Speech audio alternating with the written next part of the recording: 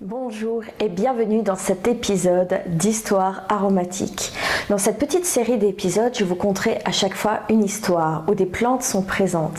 Elles ne sont pas là de façon anodine. Et à chaque histoire, vous verrez qu'elles révèlent leurs propriétés et même des recettes cachées. Dans ce premier épisode, nous allons évoquer les plantes qui aident à passer les chocs émotionnels. Et pour ça, je vous emmène très loin dans le temps, un lointain 25 décembre, à la naissance de Jésus-Christ, le Fils de Dieu dans la religion chrétienne. Dans la Bible, Jésus, le Christ, le Fils de Dieu, naît à Bethléem un 25 décembre. À sa naissance, les rois mages viennent de lui apporter des présents, de l'or, de l'encens et de la myrrhe. Toute une symbolique entoure ces trois cadeaux. L'or est le symbole de la souveraineté. Il montre que le Christ aura du pouvoir. L'encens, par contre, est le symbole du culte et il démontre le caractère sacré du Christ. Enfin, la myrrhe, à cette époque, était utilisée dans les rites funéraires et rappelle que le Christ, malgré son pouvoir et son caractère sacré, reste mortel. Dans notre histoire, deux plantes font déjà surface, l'encens et la myrrhe. L'encens est utilisé par exemple sous forme d'huile essentielle. Elle est utilisée uniquement par olfaction. Elle sert à calmer les angoisses et elle sert aussi à lutter contre la dépression. Vu qu'elle apaise le corps et l'esprit, on l'a dit propre à la méditation. La myrrhe, elle, est anaphrodisiaque, c'est-à-dire qu'elle calme la libido.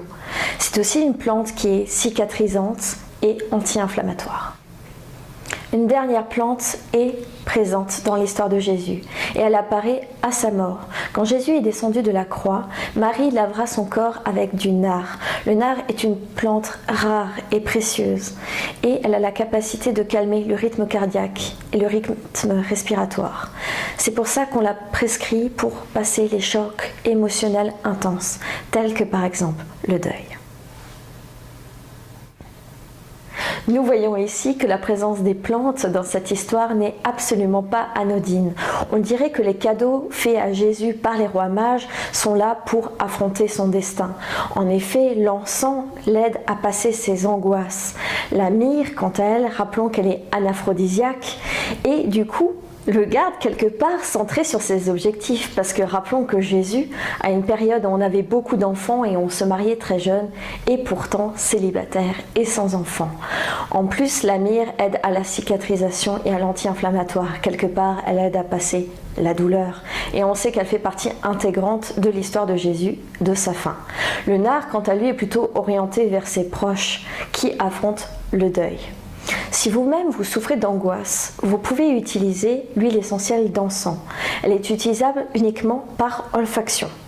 Vous pouvez la diffuser à condition de ne pas utiliser un matériel chauffant pour ce faire. La diffusion, rappelez-vous, ne doit pas excéder 5 minutes et pensez à bien aérer la pièce après celle-ci pour profiter des bienfaits de l'huile essentielle d'encens sans pour autant atteindre votre santé de façon négative. Je vous dis à bientôt, j'espère que cet épisode vous a plu et à bientôt pour un nouvel épisode d'Histoire aromatique.